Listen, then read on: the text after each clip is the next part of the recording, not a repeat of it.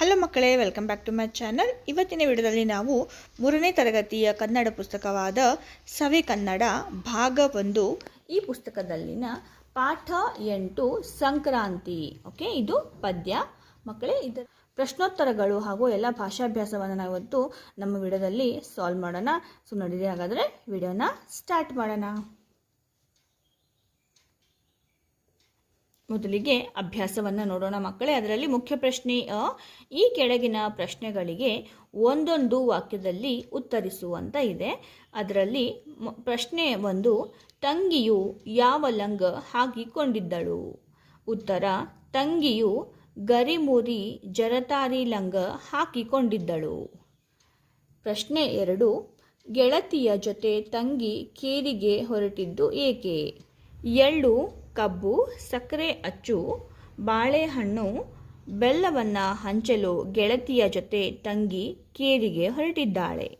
ಪ್ರಶ್ನೆ 3, ಅಪ್ಪ ದನಕರುಗಳಿಗೆ ಏನು ಕೊಟ್ಟರು? ಅಪ್ಪ ದನಕರುಗಳಿಗೆ ಅಕ್ಕಿ, ಬೆಲ್ಲ, ಹಣ್ಣುಗಳನ್ನು ಕೊಟ್ಟರು. ಪ್ರಶ್ನೆ 4, ಮಕ್ಕಳನ್ನು ಹಸೆಯಲ್ಲಿ ಕೂರಿಸಿ ಏನು ಮಾಡುತ್ತಾರೆ?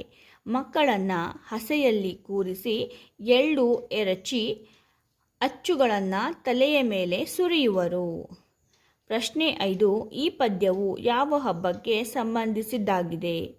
ಈ ಪದ್ಯವು ಸಂಕ್ರಾಂತಿ ಹಬ್ಬಕ್ಕೆ ಸಂಬಂಧಿಸಿದ್ದಾಗಿದೆ. ಮುಖ್ಯ ಪ್ರಶ್ನೆ ಅ ಪಟ್ಟಿಯಲ್ಲಿರುವ ವಾಕ್ಯಗಳನ್ನು ಬ ಪಟ್ಟಿಯಲ್ಲಿರುವ ವಾಕ್ಯಗಳೊಂದಿಗೆ ಹೊಂದಿಸಿ ಬರೆಯಿರಿ ಅಂತ ಇದೆ. ಮತ್ತು ಇಲ್ಲಿ ಬ ಇದೆ. ಗರಿಮುರಿ ಜರತಾರಿ ಲಂಗ ಹಾಕಿಕೊಂಡು. ಓಕೆ, ಇದು ಫಸ್ಟ್ ಒನ್. ಬೀರೋಕಂತ ಹೊರಟಿದ್ದಾಳೆ ತಂಗಿ ಕೇರಿಗೆಲ್ಲ. ರಂಗೇನಳ್ಳಿ ರಂಗಿನ ಗೊಂಬೆ ಕಣ್ಣ ತುಂಬ ನೋಡಿ. ಕಿಚ್ಚನ್ನ ಹಾಯಿಸಿ ಕೊಡುವರು ಅಪ್ಪ ಅಕ್ಕಿ, ಬೆಲ್ಲ, ಹಣ್ಣು. ಸುರಿಯುವಾಗ ಅಮ್ಮ ಅಜ್ಜಿ ಮಕ್ಕಳಿಗಚ್ಚು ಮೆಚ್ಚು. ಓಕೆ, ಇದು 5ನೇದ್ದು. ಓಕೆ, ಈ ರೀತಿ ನೀವು ಹೊಂದಿಸಿ ಬರೆಯಿರಿ. ನೋಡಿ, ನಾವಿಲ್ಲಿ ಮಾರ್ಕ್ ಮಾಡಿರ್ತೀವಲ್ಲ, ಸರಿಯಾಗಿ ಹೊಂದಿಸಿರ್ತೀವಲ್ಲ ಈ ನಂಬರನ್ನು ನೋಡಿ. ಇಲ್ಲಿ ಫಸ್ಟ್ ಒನ್, ಇದರ ಉತ್ತರವನ್ನು ನಾವಿಲ್ಲಿ first, second, third, fourth, fifth. Okay, ಇದನ್ನು ಇಲ್ಲಿ ಸರಿಯಾದ ಕ್ರಮಾಂಕದಲ್ಲಿ ನಾವಿಲ್ಲಿ ಇಲ್ಲಿ ಸರಿಯಾದ ಕ್ರಮಾಂಕದಲ್ಲಿ ನಾವು ಇದನ್ನು ಬರೀಬೇಕಾಗತ್ತೆ ಮಕ್ಕಳೇ. ಈಗ ಸಾಮರ್ಥ್ಯಾಧಾರಿತ ಅಭ್ಯಾಸ. ಅದರಲ್ಲಿ ಮುಖ್ಯ ಪ್ರಶ್ನೆ, ಪಠ್ಯವನ್ನು ಆಧರಿಸಿ ಈ ಘಟನೆಗಳನ್ನು ಅನುಕ್ರಮವಾಗಿ ಗುರುತಿಸಿ ಬರೆ ಅಂತ ಕೊಟ್ಟಿದ್ದಾರೆ. ಮಕ್ಕಳನ್ನು ಹಸೆಯಲ್ಲಿ ಕೂರಿಸಿ ಎಳ್ಳು ಎಲಚಿ ಅಚ್ಚುಗಳನ್ನು ಅಮ್ಮ ಅಜ್ಜಿ ಸುರಿಯುವರು. ಓಕೆ, ಇದು ಮೊದಲನೇದು. ಮತ್ತು ನೋಡಿ, ಇಲ್ಲಿ ನಾವು ಸರಿಯಾದ ಕ್ರಮಾಂಕದಲ್ಲಿ ಬರೀಬೇಕು. ಇದನ್ನು ಅವರು ಸರಿಯಾಗಿ ಕ್ರಮಾಂಕದಲ್ಲಿ ಬರೆದಿಲ್ಲ. ಸೊ ಫಸ್ಟ್, ಸೆಕೆಂಡ್, ಥರ್ಡ್ ಯಾವುದು ಅಂತ ನಾವು ಗಮನಿಸಿ ಬರಬೇಕಾಗತ್ತೆ.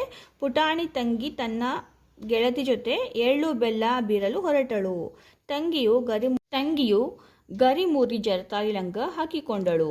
ಎತ್ತು ಹಸು ಕರುಗಳನ್ನು ಕೊಂಬು ಹೆರೆದು ಬಣ್ಣವ ಬಳಿದು ಶೃಂಗಾರ ಮಾಡಿದರು. ಓಕೆ, ನೋಡಿ, ಇಲ್ಲಿ ಅವರು ಸರಿಯಾದ ಕ್ರಮಾಂಕದಲ್ಲಿ ಕೊಟ್ಟಿಲ್ಲ. ನಾವು ಇದನ್ನು ಫಸ್ಟಿಗೆ ಯಾವ್ದು ಬರುತ್ತೆ, ಸೆಕೆಂಡ್ ಯಾವ್ದು ಬರುತ್ತೆ ಅಂತ ಅದನ್ನು ಗಮನಿಸಿ ಬರಬೇಕಾಗತ್ತೆ ಮಕ್ಕಳೇ.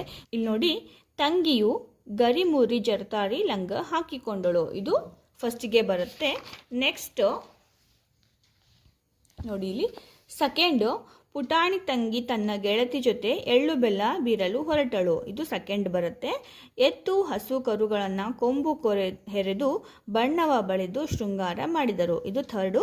ಮಕ್ಕಳನ್ನು ಹಸೆಯಲ್ಲಿ ಕೂರಿಸಿ ಎಳ್ಳು ಎಲಚಿ ಅಚ್ಚುಗಳನ್ನು ಅಮ್ಮ ಅಜ್ಜಿ ಸುರಿಯುವರು, ಇದು ಫೋರ್ತ್ಗೆ ಬರುತ್ತೆ. ಓಕೆ, ಈಗ ಮುಖ್ಯ ಪ್ರಶ್ನೆ ನಿಮ್ಮ ಮನೆಯಲ್ಲಿ ನೀವು ಬೆಳಗ್ಗೆ ಎದ್ದ ನಂತರ ಶಾಲೆಗೆ ಹೋಗುವವರೆಗೂ 4 ಘಟನೆಗಳನ್ನು ನೆನಪಿಸಿಕೊಂಡು ಅನುಕ್ರಮವಾಗಿ ಬರೆಯಿರಿ ಅಂತ ಕೊಟ್ಟಿದ್ದಾರೆ.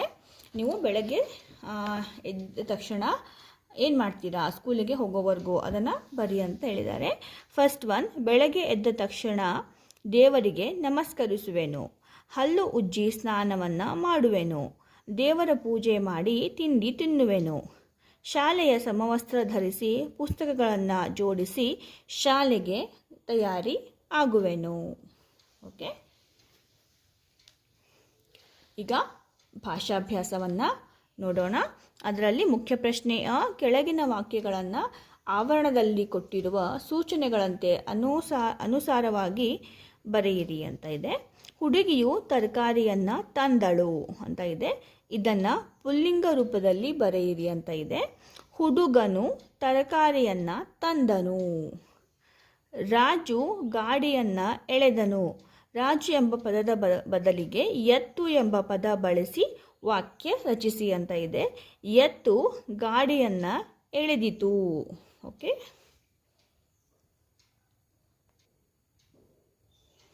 ಥರ್ಡ್ ಒನ್, ಅಣ್ಣ ತಮ್ಮಂದಿರು ಸ್ನೇಹಿತರಂತೆ ಇದ್ದರು. ಇದನ್ನು ಸ್ತ್ರೀಲಿಂಗ ರೂಪದಲ್ಲಿ ಬರೆಯಿರಿ ಅಂತ ಇದೆ. ಅಕ್ಕ ತಂಗಿಯರು, ಇಲ್ಲಿ ಅಣ್ಣ ತಮ್ಮಂದಿರು ಅಂತ ಇದ್ದಾರಲ್ಲ, ಇಲ್ಲಿ ಅಕ್ಕ ತಂಗಿಯರು ಸ್ನೇಹಿತರಂತೆ ಇದ್ದರು. ಓಕೆ, ಈ ರೀತಿ ಪುಲ್ಲಿಂಗ ಇದನ್ನು ಸ್ತ್ರೀಲಿಂಗ ರೂಪದಲ್ಲಿ ಬರೀಬೇಕು.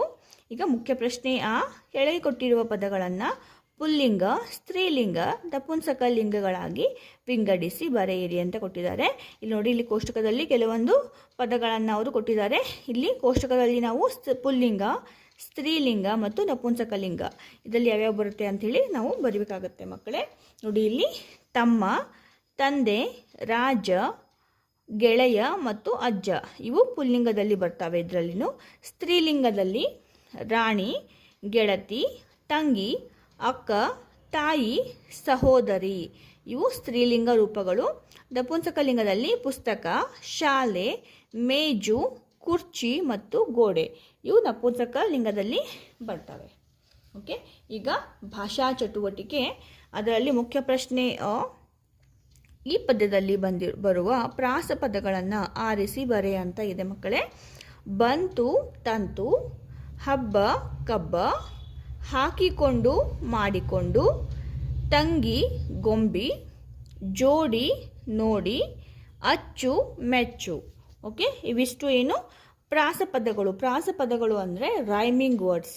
ಓಕೆ, ಇಲ್ಲಿಗೆ ಪಾಠ 8 ಸಂಕ್ರಾಂತಿ ಈ ಪದ್ಯದ ಎಲ್ಲ ಪ್ರಶ್ನೋತ್ತರಗಳು ಹಾಗೂ ಭಾಷಾಭ್ಯಾಸ ಮತ್ತು ವ್ಯಾಕರಣ ಮಾಹಿತಿ ಎಲ್ಲವೂ ಕಂಪ್ಲೀಟ್ ಆಗಿದೆ ಮಕ್ಕಳೇ. ಐ ಹೋಪ್ ನಿಮಗೆ ಈ ವಿಡಿಯೋ ಇಷ್ಟ ಆಗಿದೆ ಅಂತ ಭಾವಿಸ್ತೀನಿ, ಹಾಗೆ ಯೂಸ್ಫುಲ್ ಆಗಿದೆ ಅಂತ ನಾನು ಅನ್ಕೋತೀನಿ.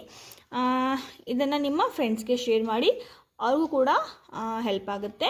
ಹಾಗೆ ನಿಮಗೆ ಇದೇ ರೀತಿಯ ಹೆಚ್ಚಿನ ಕನ್ನಡ ನೋಟ್ಸ್ ಬೇಕಾದಲ್ಲಿ ನಮ್ಮ ಚಾನಲನ್ನು ಸಬ್ಸ್ಕ್ರೈಬ್ ಮಾಡ್ಕೊಳ್ಳಿ. ಮತ್ತೆ ಸಿಗೋಣ ಮುಂದಿನ ಪಾಠದ ಪ್ರಶ್ನೋತ್ತರದ ವಿಡಿಯೋದೊಂದಿಗೆ. ಅಲ್ಲಿವರೆಗೂ ಟೇಕ್ ಕೇರ್, ಬಾಯ್ ಬಾಯ್.